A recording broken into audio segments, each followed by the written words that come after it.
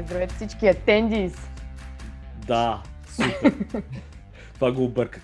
Така, ще започнем с това. Първо да ви кажем нашата лекция за какво ще бъде. Опитали сме се малко в тия 30 минути, тъй като времето не е чак толкова много, да ви дадем малко информация за това първо каква е сферата на гейминга изобщо, колко приятна работа е това. Защото всички тук, които ги виждате, сме хора, които са работили доста време в тази индустрия. След това да ви обясним всъщност ние какво правим в студио Пунчев, за да видите част от какво може всъщност да практикувате. И евентуално някакви въпроси, ако имате или ви е интересно нещо, да ни ги зададете и ние да се опитаме да ви отговорим. Като ще вметна тук и най-вероятно и в края на лекцията ще стане ясно, ние в момента сме в процес също на намиране на готини наши колеги, така че ако някой се чувства готов да ни прати портфолиото си на talentspunchev.com, може да ни изпрати портфолио и тази млада дама Елица Димитрова ще го разгледа заедно с Маги и така. И ще видим и дано да работим заедно, както се казва. Аз съм Сергей Пунчев, основател съм на Студио Пунчев и ще започнем с представяне, нали така, момичета? Явно да.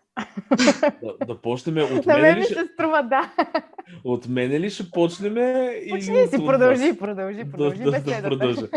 Добре, значи всъщност аз винаги съм обичал да го обръщам малко като, нали, така, как се казва, да е полезно за хората, които ме слушат. Ще кажа в общи линии какъв е пътя ми, за да разберете един нормален път, защото моят път е абсолютно нормален, не е нищо екстраординери или нещо, което се е случило. Един нормален път на един художник в тази индустрия. В случая аз завършвам нали, в UI, в интерфейс на игри, но всеки един от вас може да следва същия път в друга сфера на гейм индустрията. Ще станат ясни какви са сферите след малко. Това сме ние тримата, които ще ви водят лекциите. Това ще го скрия аз за момента. Ние сме Ели, Серго и Маги от, както казахме, Студио Пунчев. Занимаваме се изцяло с интерфейс на игри. В общи линии интерфейса са всички интеракции в една игра, така че играча да може да се наслади на експириенса, без да му пречи. Тоест той да може да управлява героите вътре, да може нали, да играе играта по начин, който няма да го дразни, защото в много случаи интерфейсът е страшно важен за това нещо. Има игри, които не можеш да влезнеш в играта даже, толкова кофти направени. Започнал съм като художник, рисувам от 6 годишен реално, само художествени училища и курсове и неща. Завършил съм Национална художествена гимназия в София, графика беше специалността ми. След това Технически университет инженерен дизайн, за да видите, че образованието по принцип е, нали, нещо, което не е водещо в нашата индустрия. И попаднах съвсем случайно, държа да кажа, в гейм индустрията, защото по мое време не беше модерно. Беше модерно да се работи по печатни студия, с печатен дизайн, веб дизайна още не беше тотално навлезнал тогава, нали, имаше някакви агенции, но не беше супер. И гейм индустрията имах шанса да влезна в първото студио в България за ММО игри. ММО-тата са тези Open World игри, т.е. отворен свят ги наричат, които са много сложни, тъй по World of Warcraft. Нашата игра се казваше Earthrise и едно от хубавите неща на гейм индустрията е, че има свободата хората да се учат в тази сфера. Маги Ели също ще кажат, нали, специално за интерфейса, ще потвърдят. Но аз влезнах с буквално нула знания. Разбира се, технически много добри знания от гледна точка на рисуване, дигитално рисуване, дизайн и така нататък, но никакви знания в сферата на интерфейса. Просто им трябваше човек, видяха потенциал в мене и ми дадоха шанс. За няколко месеца с зверски усилия си започнах вече да правя някакъв интерфейс. 5 години по-късно бях специалист в тази сфера, заминах за Англия, за Electronic Arts, Maxis Division, работил съм там бях lead artist за Sims Mobile, Sims Social, участвах в екипа, който беше за SimCity 4 и големия Sims 4. Върнах се в България, оттам контрактинг, т.е. вече имах популярността и портфолиото. Много фирми в България тогава прохождаха, изобщо имаше студия, които, нали знаете, Ubisoft, Gameloft, в момента има Creative Assembly, още няколко големи. Оттам се видя, че има доста нужда за интерфейс дизайн. Постепенно един човек, втори човек и Елица ми е един от, всъщност втория ми човек, назначен в студиото. В момента сме доста за нашия скел. И това е един нормален път, който примерно един артист може да извърви. Нали. Ели, ти можеш да кажеш 2-3 думи за себе си. Ами аз не съм учила нищо свързано с дизайн. Учих живопис в университета и след това се оказа, че очевидно няма да стана живописец-художник. И започнах да работя в едно малко гейм студио, където започнах като character artist, после почнах да правя environment, после беше UI, после беше анимации и общо взето накрая си станах човека всичко там, тотално generalist. И в един момент обаче реших, че не ми е окей да разбирам по-малко от всичко и трябва очевидно да стана добра в едно нещо, защото поне в нещо да съм добра наистина. И така започнах да работя при Серго всъщност, като вторият му човек тогава.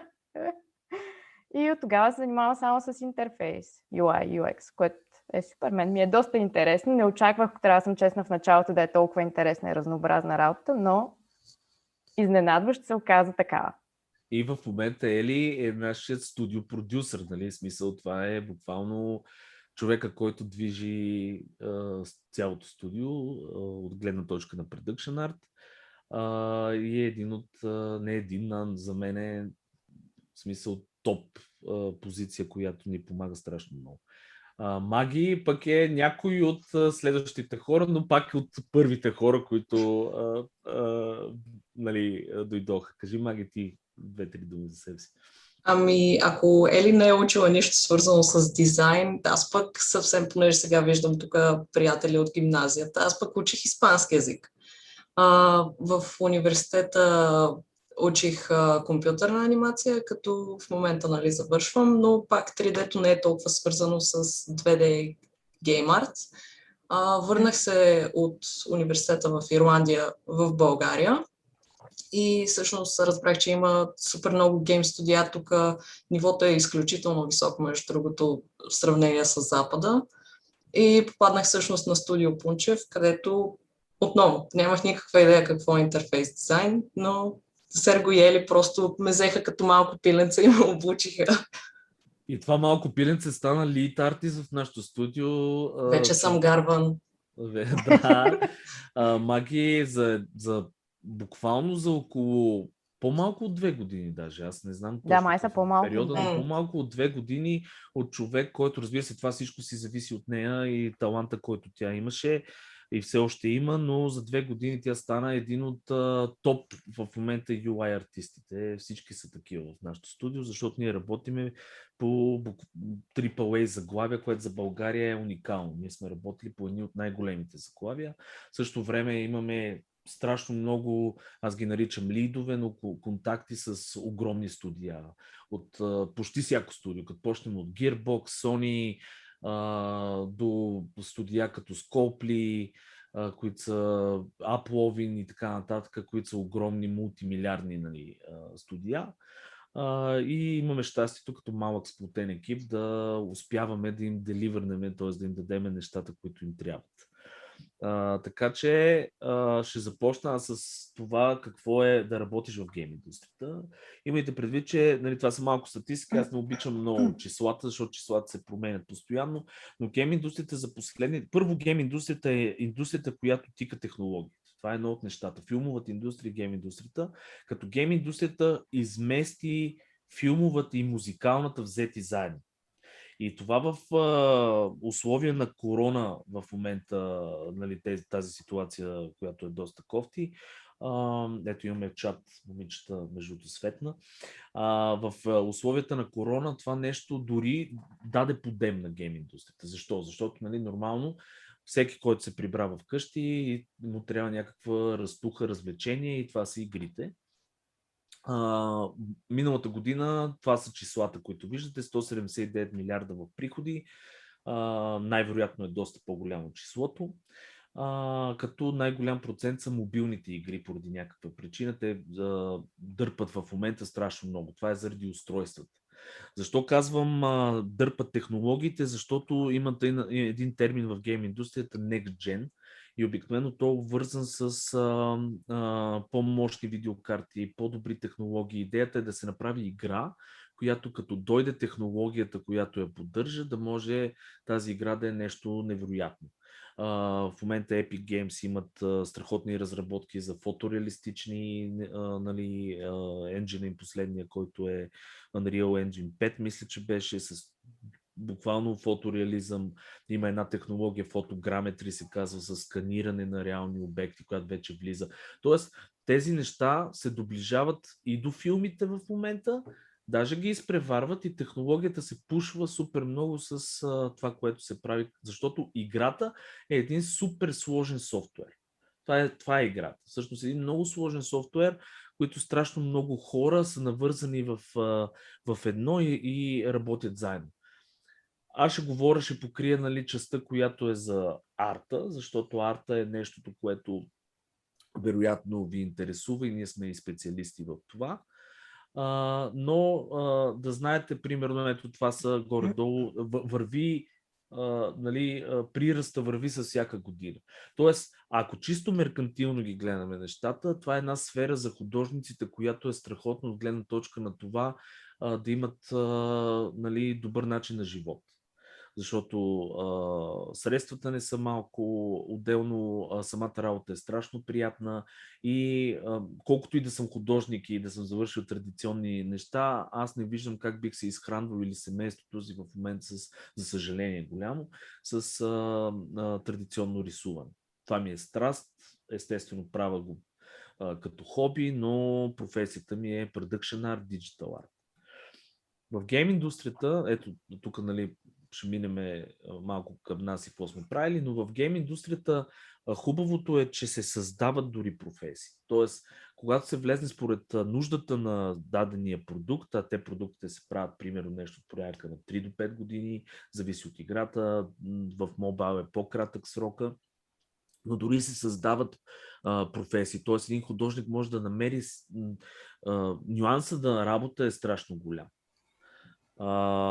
Ето Ели, нали, каза, че може да бъдеш, тя е минала през всичко, което е тъй наречения generalist. Това е възможно трудното нещо и това е най-цененото нещо. В Студио Пунчев всички са генералисти, защото UI е комплексно рисуване, илюстрация, дизайн познания, изобщо графичен дизайн, анимация, абсолютно всичко се включва в интерфейс. И тези хора, които виждате тук, могат да правят всичките неща и то доста добре. Но идеята е generalist, значи един художник може да специализира в страшно много сфери в игрите. Може да бъде, например, нали, като хванеме 2D, имаме и 3D, т.е. той може да стане малко към скулптура да отидат нещата. Там е моделинг на герои, на обекти, 3D моделиране. Примерно, там си има супер много неща, има осветление, примерно има специални артисти, които се занимават с осветлението в игрите, артисти, които се занимават с конструкцията на героите, т.е. костната система на героите, ригари се казват, аниматори. В 2D-то, тъй като ние сме добри в 2D-то, там е едно море от специалности. Има хора, които обличат, правят текстурите, т.е. кожата на тези герои и рисуват, нали, материали и такива неща. Има хора, които правят, измислят героите, което е концепт арта, character art. Всъщност, концепт арт фаща и environment арт, това е световете, които се рисуват, т.е. измислянето изобщо на дадената игра, как ще изглежда. Значи, стъпките по принцип са да знаете, в началото се прави обикновено прототип, който прототип дори не е нужно да има арт в него. Обикновено програмистите се занимават с това, казва се Greybox, правят се някакви обекти, играта да работи. След това идват вече художниците и те започват с измислене на тези неща. Как да изглежда точно героя, как да изглежда това дърво, примерно, което е важно в играта. След тях идват 3D моделите, ако е 3D играта. Те правят тези обекти от художниците, ги правят в 3D обекти и тези обекти се обличат съответно, ригват костни системи, както как анимации и така нататък. И това цялото нещо влиза и се създава този свят. Ние идваме малко по-късно. Ние идваме обикновено да измислиме как хората да управляват тази игра. Има един свят и ние затова казваме, че UI обикновено е леер, който е върху света, върху компютърната игра. И в Студио Пунчев за годините, които сме вече 4 на пазара, сме направили около 120, т.е. сме работили, не сме направили 120 проекта, като момичета може вие да кажете някои от най-емблематичните ни проекти и какво ви е харесало там, примерно. Маги, аз? Хубаво е, че имаш изброени отдолу като подсказка, но и аз бих започнала с тези, които са, може би, най-известните, какъвто е Godfall, който беше една от първите игри, не знам дали точно първата, но една от първите, които бяха пуснати за PS5, като там правихме малко UI и един куп икони и всякакви такива прехвърчащи, появяващи се анимации на тези съответни икони. Което беше много интересно, защото пак проекта беше наистина много масивен и беше много интересно да получим инсайт от играта от доста преди да е лаунчната. SpongeBob, която беше пък номер 1 мобилна игра, мисля, че е Кръсти Кукол. На няколко маркета, да. Беше и щатите номер 1 и ти почти изкара на раменете си тази игра. Между другото, точно като почнах работа в студиото и едно от първите неща, точно тогава бяха влезли като клиент Tilting Point, мисля, че е студиото. И харесаха моето предложение за дизайн, което беше супер вълнуващо за мен тогава. Наистина сигурно едно от първите неща, които направих в студиото, те го харесаха. И после тази игра избухна, така че аз съм горда. Има за какво. Да. Маги, ти да кажеш за някои от твоите проекти по така, примерно за Голема. Да. Так му щях да метне към Маги. Аз пък много се кефя на Hero Forge, който прави тя. И Lord of the Rings също Голем е емблематичен проект. Да. Ще почна само с Hero Forge, защото, както Ели каза, нали, тъмън почваш в студиото и изведнъж идва Hero Forge, където, нали, правихме Style Exploration и харесаха моя стил в случая, което беше, нали, вау, окей, никакъв прешър, сега трябва да го направим да изглежда супер яко. Там Стефан, нали, правеше UI и UX за мобилка, за десктоп, всякакви версии. Очевидно минахме през доста тежък Style Exploration, както и за логото, така и за самия UI. Друг емблематичен, както Серго спомена, беше Golem. Там също имах този вау момент, защото миналия март месец, мисля, че беше. Тъмън влизахме, нали, под карантина, home office, всичко и идва Golem в този момент, където пак супер много Style Exploration, супер много скици и харесаха моя дизайн, като там беше масивен от към обем екрани, ако си спомням правилно. Абсолютно. И трябваше много неща да нагаждаме, да гледаме, нали, подобни игри, цялото количество информация, което имат като екрани тези игри и да го направим по някакъв нов и по-уникален начин. Да представим нещо ново на играчите, което не са виждали, а не да си кажат, това е рискин на еди коя си игра, нали? Абсолютно. Между другото, хубавото на нашата работа с интерфейса е, че ние трябва да сме изключително добри художници, за съжаление всъщност го казвам, защото ние скачаме, със всеки проект се скача от стил на стил. Ето, както аз не случайно ви показвам, в момента това е на Ели стила, който се избра за SpongeBob и има много рисуване в нашия интерфейс. Той не е веб дизайн, това е съвкупност от познания от всякакви сфери.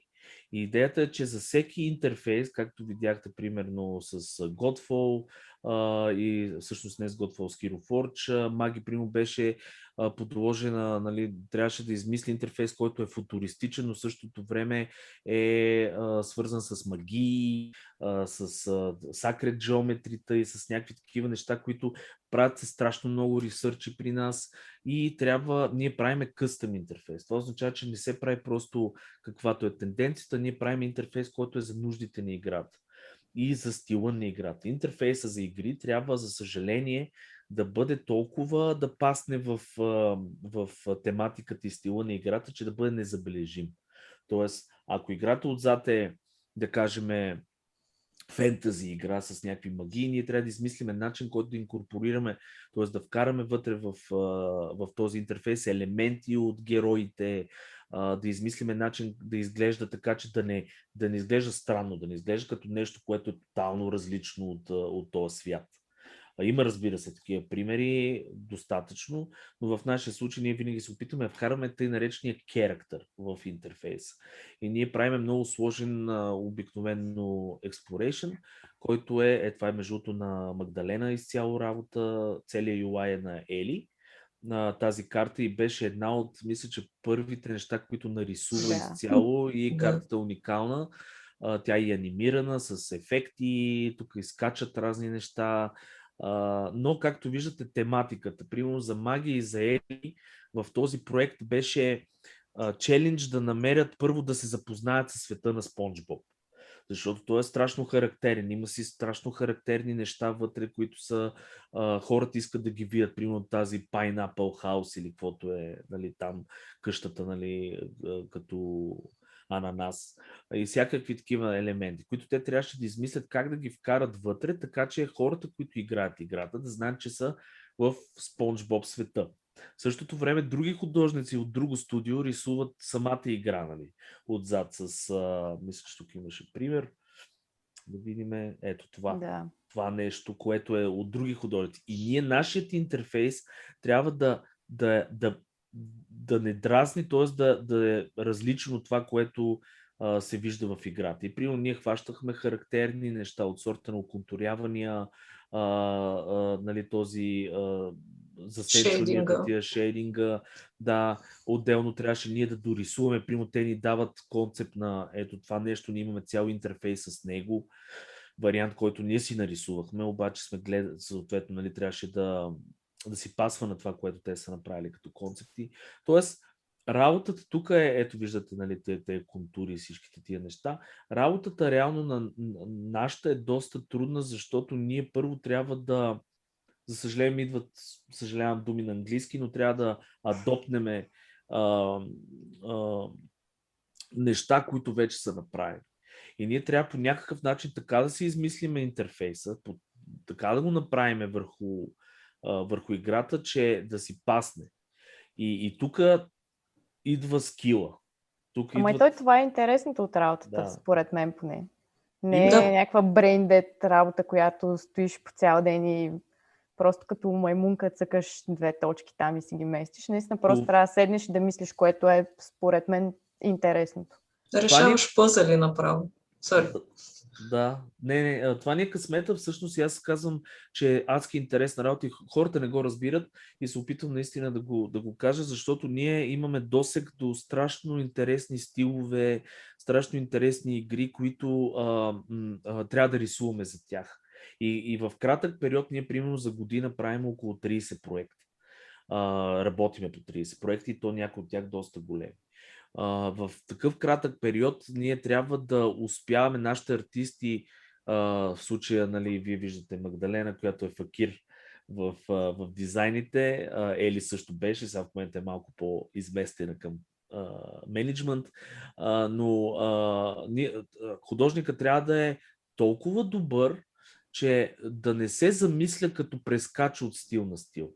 Няма много време за адоптване на този стил. И обикновено хората при нас са тренирани много в това да анализират и в момента, в който видят картинката и видят какво трябва да се направи, да са си извадили, как да го кажа, есенцията на този дизайн. Да видят, окей, тук се използва контур, този контур е накъсан, не е цял. Той е еди колко си пиксел, там еди какво си, цъка, нали. За да могат в този профил вече да го дизайнат. Това е сложната работа, всъщност, да се направи това нещо. Отделно идва UX-а, което е тотално едно море ново, където ние мислиме страшно много за това от как се държи този телефон, примерно, как се играе играта реално, къде да са тия бутони, което, нали, се доближава до веб дизайна, но в нашия случай трябва да си геймер доста, или поне да мога да анализираш игри и да мислиш като геймер. Защото това е тотално друга интеракция. Няма, примерно в веб дизайна има приеми. Знае се, че Hero, там секцията трябва да е такава, да има еди-какво си, менютата обикновено са горе и така нататък. При нас няма такова нещо. При нас идва играта с свои специфики.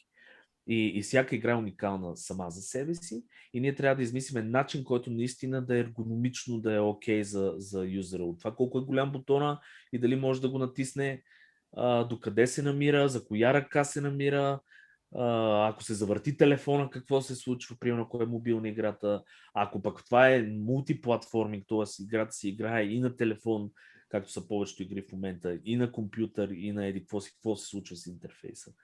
Така че нещата са доста комплексни. Да се върна друго ще кажа, че понеже остават 4 минути, имаме един въпрос и ако някой има въпроси, също може да си ги напише в чата. Абсолютно. Да. Добре, значи тогава бързичко. Айде, ти ще го изчетеш, ние сме почти към края. Така или иначе, аз няма да спра да говоря тогава, докато имаш въпрос. Значи, какво се иска от един интерфейс дизайнер? Иска се, освен да може да прави прототипи, да генерира идеи, да разбира от графичен дизайн много, трябва да може и да рисува при нас. За съжаление, дигитално рисуване и то илюстративно ниво. Това е нещо, което виждам, че куца в момента и хората, които кандидатстват при нас, обикновено там им се къса връзката, но трябва да може да рисува, защото нашите UI са доста рисувани, но е много комплексно нещо. Трябва да разбира и може би, буквално да разбира от почти всяка сфера на арта.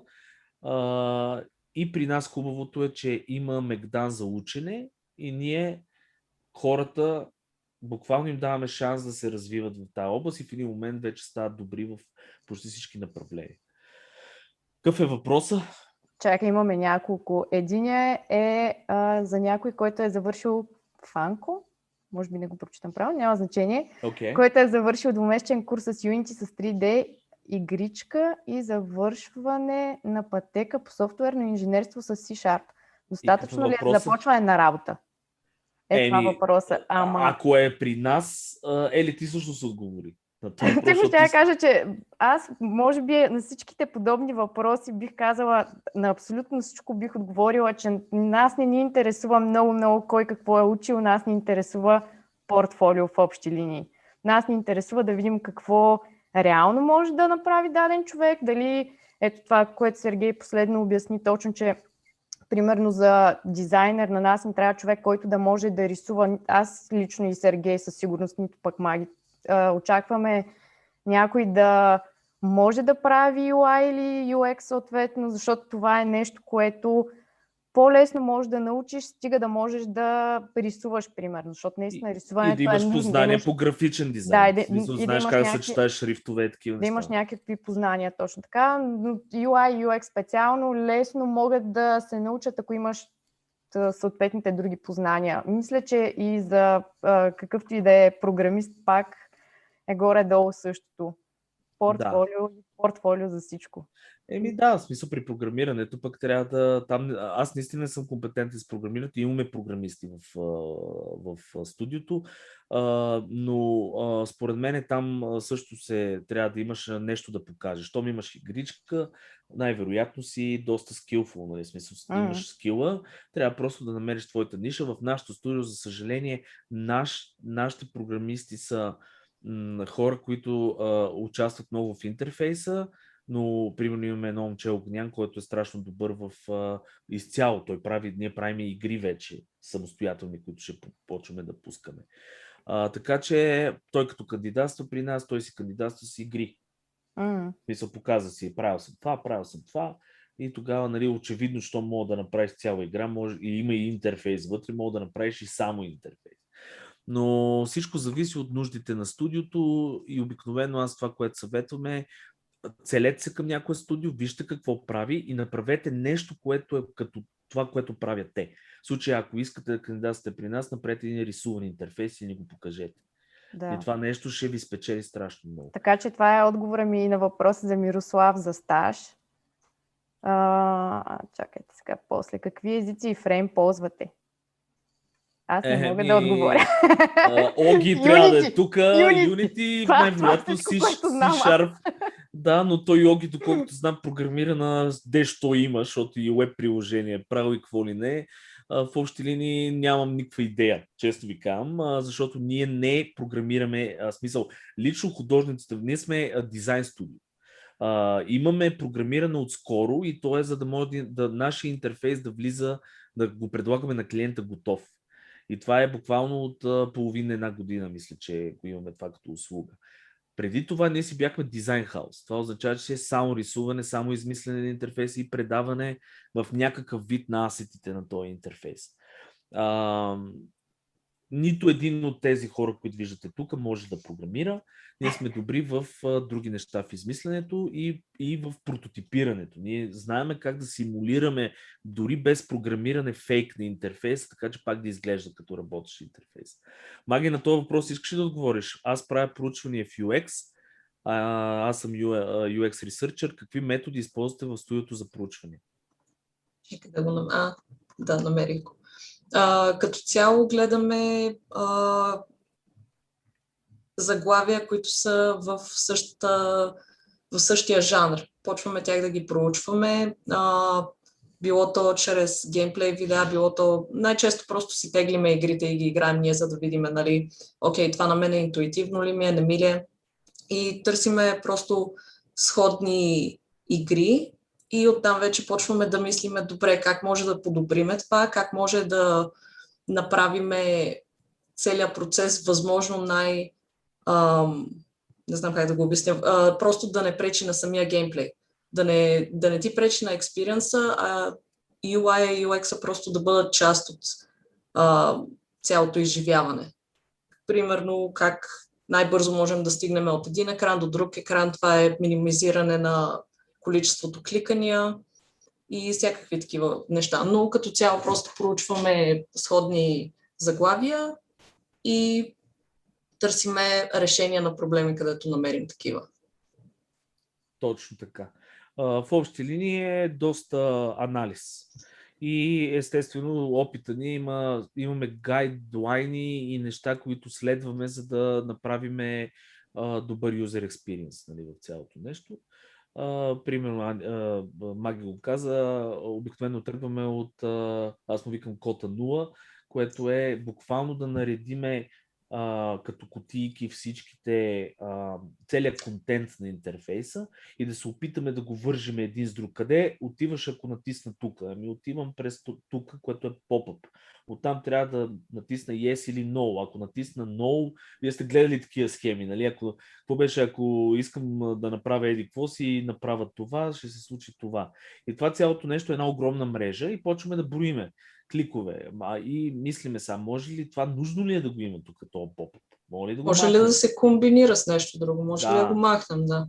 Точно така и вече това е дизайн мислене, ергономично. Оттам после се прави втора стъпка, която обикновено е wireframing, който и в web е известен, и в софтуерния дизайн е известен, но в нашия случай wireframing е много точен и е почти дизайн, защото ние се опитваме дори размерите да са и формите да са близки, за да може да не после само да го облечем като с рисунки. Това нещо. И там се гледа пък вече, мога ли да го натисна. Ние имаме супер много девайси в студиото, всякакви таблети и всякакви неща. И примерно гледаме, директно ги слагаме на екран и гледаме сега, удобно ли ми е да го натискам това нещо или не. Така че те са хиляди неща, хиляди похвати, според зависи от проекта. Някой път работиме и с студия, които са много големи, те си имат собствен начин на ресърч и примерно те ни дават някаква част от тяхна страна. Друг път ние им правиме целия анализ или само анализ. Така че е много комплексно, много сложно, според зависи. Набирате ли стажанти за студиото? За съжаление в момента не, защото сме много заляти с проекти и търсиме по-скоро контрактори, хора, които могат да ни помогнат с работа. Стажанти обикновено трябва да прикачиме някой, който се занимава с стажанта. Ние сме сравнително все пак малък екип, ако го броиме спрямо огромни студия и нямаме тази възможност в момента. Разбира се, ще набираме стажанти, набирали сме стажанти и така нататък. Но за да имаме смисъл да вземем стажант, ние обикновено избираме човек, който потенциално му куца нещо, но искаме да си го задържиме в студиото. Даже Маги започна като стажант при нас.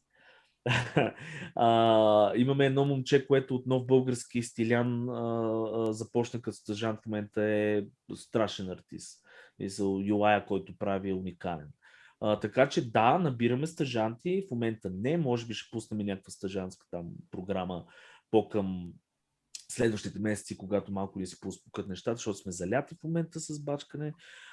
Но стажанта трябва да е човек, ние много, много си ги избираме, така да се каже, трябва да е човек, който наистина може да рисува и знаем, че за тези 6 месеца, които примерно ще е стаж при нас, ние ще си го научим и ще си го вземе да си работи с нас. Имаме още един въпрос.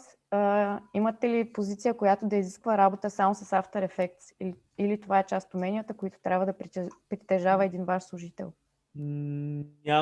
Отговори ти, ако искаш на това въпрос. Нямаме такава позиция. Всеки може да анимира в нашата Нямаме такава позиция, да. Всеки може да анимира най-малкото с Photoshop, с там странната им анимация, която имат, но в After Effects стили точно, който току-що спомена Сергей, и Маги учат това. И завършва Маги в момента, но да, те могат с After Effects, в момента обаче нямаме специална такава позиция. Защото нямаме достатъчно демант. При нас реално интерфейса много повече работа при нас е да го измислим и да го нарисуваме, отколкото да го анимираме. Анимацията е помощно средство на интерфейс. Обикновено са някакви ефекти, транзишъни и неща, които не са сложни. И в нашото студио всеки един може да седне реално да го направи. И няма нуждата да има самостоятелен човек, който само да анимира интерфейс. Да, в този случай. Трябва да приключваме. Търсим си човек. Чакайте, да. Така че хора, както разбрахте, портфолия, надявам се нещо сме били полезни. Много е кратко времето, наистина имаме супер много неща да ви кажем, но портфолия пращайте. Не искаме CV-та или ако искате си пратете, но това нас не ни касае. Искаме картинки. Ако нямате, нарисувайте нещо. В смисъл, вземете едно екранче и просто го нарисувайте и ни го пратете. Това е напълно достатъчно, за да разбереме ние горе-долу с какъв човек ще работим евентуално. В момента търсиме контрактори, които са на ниво да могат да свършат работа. Тоест хора, които знаят какво правят. Но естествено, ако сте човек, който иска стаж или нещо от сорта, пак нарисувайте нещо, ние ще ви имаме в предвид. Имаме си една много хубава база данни с хора, които евентуално бихме искали да работиме, вие попадате там и съответно в един прекрасен момент, когато имаме нуждата или освободиме позиция или нещо от сорта, първо тази база данни се чеква и съответно се контактват дадените хора. Много ви благодаря за вниманието. Финални думи, дами. До скоро виждане. Да. По-правим сега, трябва ли го стопирам? Супер, идеално, много благодаря и на темата и лек ден ви желая. Ние благодариме. Чао, чао.